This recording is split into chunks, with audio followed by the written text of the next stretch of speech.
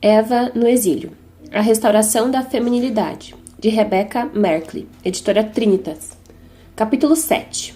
Desculpando o tédio.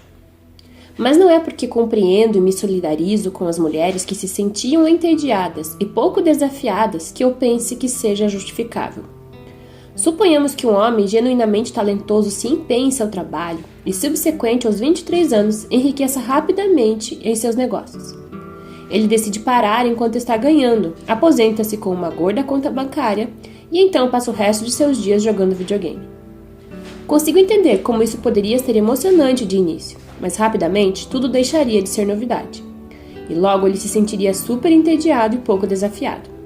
Por outro lado, a culpa disso não é de ninguém, só dele mesmo. Não estou sugerindo que as mulheres não tivessem culpa, ou que fosse inevitável que a história acontecesse dessa forma.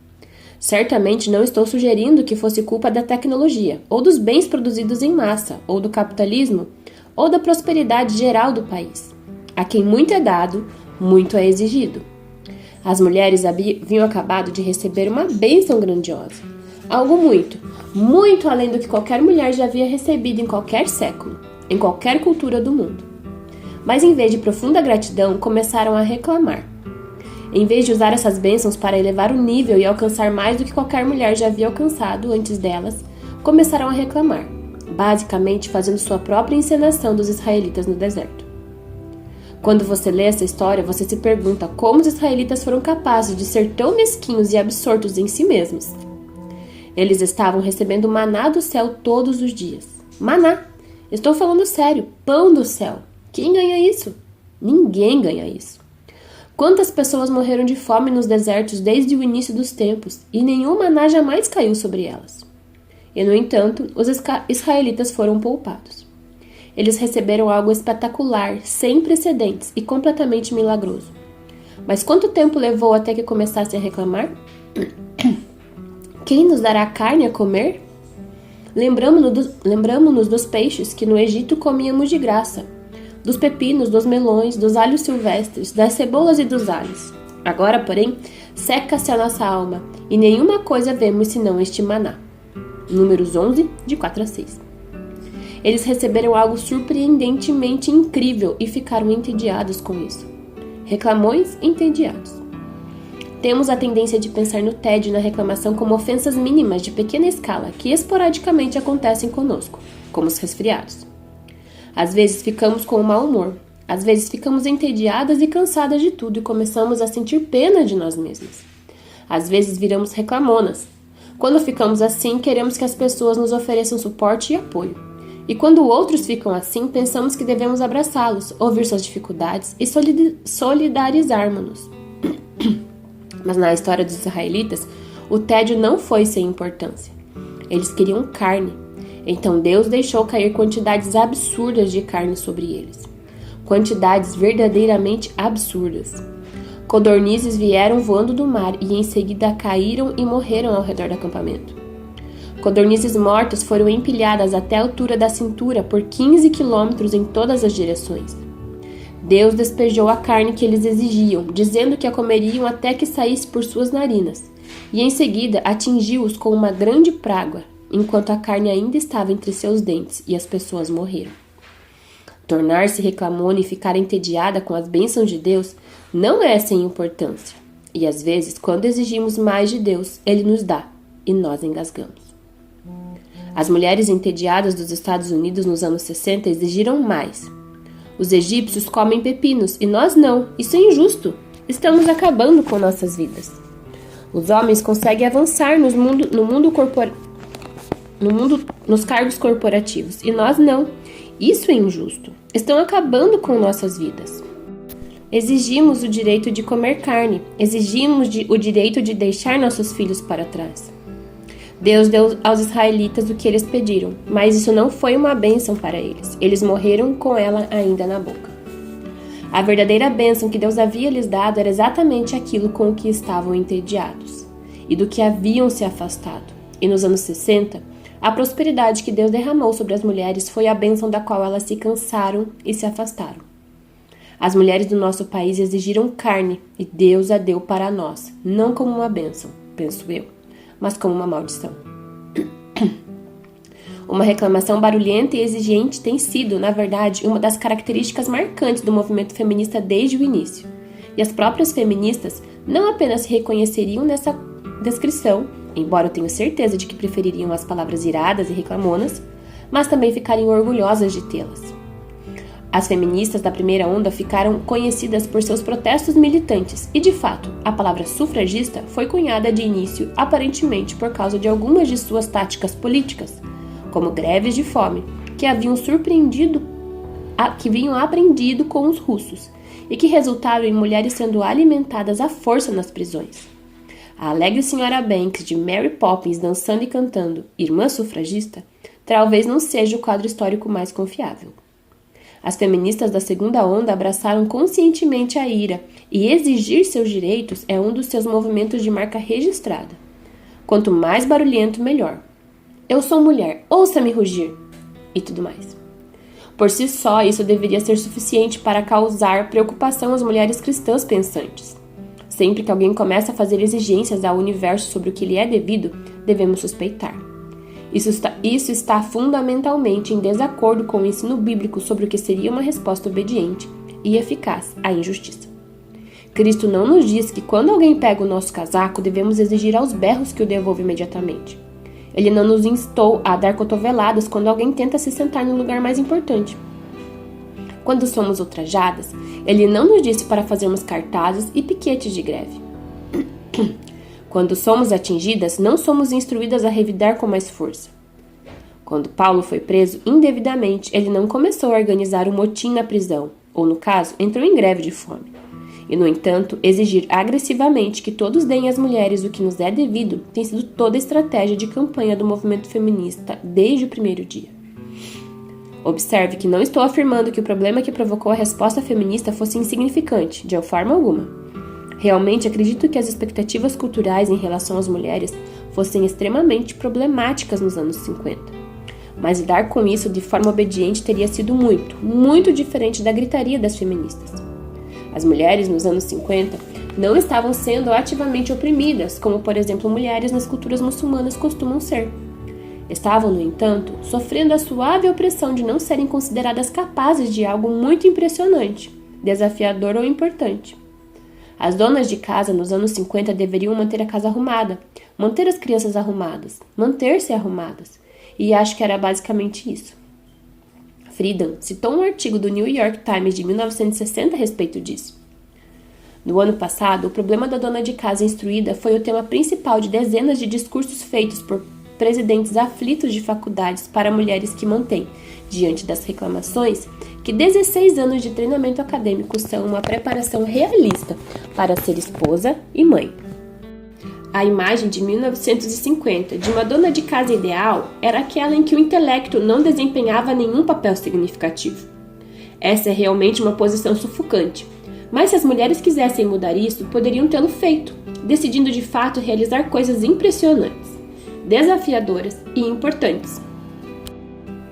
Havia liberdade suficiente para isso, se elas quisessem seguir este caminho. Se tivessem recebido o que lhes fora dado e obtido ganho com isso, a conclusão teria sido óbvia para todos. Poderiam ter conquistado o respeito que ansiavam, mas em vez disso começaram a exigi-lo no grito. Uma das razões pelas quais as feministas seguiram o caminho que tomaram, o de exigir respeito ao invés de decidir conquistá-lo, foi que elas acreditavam, juntamente com Friedan, que o lar simplesmente não oferecia espaço para nada. O que havia lá além de trocar fraldas e tirar poeira? Elas já haviam feito tudo isso, e não havia nada na esfera doméstica que pudesse lhes dar a dignidade, propósito e satisfação que cobiçavam. Se fossem fazer algo para ganhar respeito, teria que ser lá fora, em algum lugar. E se fossem fazer isso lá fora, teriam que gritar, marchar, cantar e bater por dentro de suas portas da frente até que alguém as deixasse sair para o mundo corporativo, onde poderiam competir com os homens e provar seu valor. As mulheres dos anos 50 realmente precisavam ser emancipadas, isso é indiscutível. As feministas acreditavam que as mulheres precisavam de emancipação de sua domesticidade e maternidade, mas após muito trabalho diligente nesse sentido, parece ser um beco sem saída. As mulheres ainda estão infelizes e a solução proposta por Friedan acabou sendo um fracasso. As mulheres precisam de emancipação agora mais do que nunca. Friedan foi o sopro que fez as brasas minguantes do feminismo se transformarem novamente em chamas ardentes, as quais conhecemos como segunda onda feminista. Mas ela certamente não foi a única participante do movimento. Entre outras, uma feminista radical popularmente conhecida foi Gloria Steinem, fundadora da revista Miss e defensora declarada do aborto. Ela mesma fez um aborto em Londres em 1956 e em 1969 participou de uma discussão sobre aborto no porão de uma igreja em Nova York. Ela atribuiu a essa ocasião um crédito do movimento em que se tornou uma feminista ativa. De fato, grande parte de sua agenda era pegar a ideia de uma fala sobre o aborto, arrastá-la para fora do porão à luz do dia e atirá-la em praça pública, onde todos teriam que encará-la. Na primeira edição da revista Miss, publicada em 1972, apresentaram uma declaração chamada Fizemos Abortos, assinada por 53 mulheres conhecidas, embora o aborto ainda fosse ilegal. Sua campanha sempre foi de remover o estigma associado ao aborto, e era famosa por dizer coisas como: se os homens pudessem engravidar, o aborto seria um sacramento. Em 1973, um ano após a fundação da revista Miss, a Suprema Corte proferiu uma decisão sobre o caso Roe contra Wade. O aborto tornou-se legal nos Estados Unidos, e mais um ponto foi somado ao placar das feministas. Embora o aborto tenha sido legal nos Estados Unidos pelos últimos 40 anos e tenha se tornado extremamente comum, Stein ainda está trabalhando para torná-lo cada vez mais normal. Em 2006, a Miss relançou sua declaração Fizemos Aborto e pediu a todas as suas leitoras que assinassem. Stein não quer apenas que o aborto seja legal, ela quer que seja normal, aceito e sadio. Acho interessante observar as datas e cronologias dessas feministas notáveis. Na época de Jane Austen, tivemos Mary Wollstonecraft, e ela morreu jovem após dar à luz sua filha Mary Shelley. Quando Mary Shelley tinha 23 anos, Susan B. Anthony nasceu. Na verdade, suas vidas coincidiram por 31 anos. Quando Anthony tinha 59 anos, Margaret Sanger nasceu, e suas vidas coincidiram por 27 anos. Quando Sanger tinha 55 anos, Gloria Steinem nasceu. Suas vidas coincidiram por 32 anos, e Steinem está viva hoje. Susan B. Anthony nasceu em 1820, há quase 200 anos, e em certo sentido é bastante tempo. Por outro lado, quando ela morreu, Margaret Sanger já estava bem engajada em seu ativismo. E quando Sanger morreu, Steinem já estava lá pelos seus 30 anos. Ainda hoje, Steinem é uma força reconhecida nesse debate. 3 mulheres americanas que poderiam facilmente ter se conhecido, que por meio de um esforço contínuo e focado, conseguiram virar completamente a nação de cabeça para baixo. 3 mulheres, 3 emendas constitucionais e um caso da Suprema Corte, cada um dos quais mudou completamente a face do país. A abolição da escravatura, proibição do álcool, sufrágio, aborto. Nenhum desses foi uma mudança insignificante. Mas o que essas questões têm em comum? Ao olharmos para as coisas pelas quais as feministas lutaram, algumas delas parecem definitivamente boas. Mas se elas estavam lutando por coisas boas e ganhando, o que aconteceu de errado com o nosso país? E por que estamos nessa bagunça? Agora estamos no meio da terceira onda feminista, pelo menos na maioria das contas. E até onde vejo, ninguém sabe exatamente o que isso quer dizer. Há muitas mulheres iradas que desejam fazer suas cruzadas, mas têm uma causa clara pela qual lutar, uma vez que todos os objetivos principais foram alcançados. Geralmente há muita desordem e falta de ímpeto, com feministas correndo em círculos, esbarrando umas nas outras e entrando em questões como a luta por banheiros transgêneros, e ficando confusas com qual seria a diferença entre feminismo e direitos dos gays. Mas apesar do fato de não parecerem saber o que estão fazendo, ainda estão causando muitos danos ao que restou da moral de nossa nação. Enquanto as feministas da segunda onda se opunham a coisas como pornografia e prostituição por causa do fato óbvio de que exploram mulheres, as feministas da terceira onda são mais propensas a provar essas coisas. Como podemos elucidar isso? Como é possível ligar os pontos entre a escravidão deve ser ilegal, as mulheres devem votar, o álcool deve ser ilegal, o controle de natalidade deve ser legal, o aborto deve ser legal e Eu deveria poder entrar em qualquer banheiro que eu quisesse e me identificar com qualquer gênero que eu prefira? Alguns dessa lista parecem bons, outros parecem perversos, outros parecem completamente fora do ponto. E, no entanto, por qualquer que seja a razão, essas causas estão conectadas historicamente. E o fato de muitas vezes as feministas terem lutado contra males legítimos faz com que as cristãs se confundam e se perguntem se deveríamos ser feministas afinal. No entanto, esse é um desses casos em que é de vital importância pensar como adulto e não como criança. Imagine uma dessas discussões que ocorrem no banco traseiro do carro, em que o irmão diz: "Todas as garotas são estúpidas." E a réplica da irmã diz: "Aham, nenhuma garota é estúpida." "Mãe, diz pra ele que nenhuma garota é estúpida." O fato de estarem se contradizendo não significa que estejam tendo uma discussão inteligente. E enquanto pensarmos sobre essa questão, é importante conseguirmos ir além desse nível de interação e análise. Então, vamos relembrar as questões pelas quais as principais feministas lutaram. 1. Mary Wollstonecraft contestou o argumento de Rousseau de que as mulheres não deveriam ser educadas, assim como eu.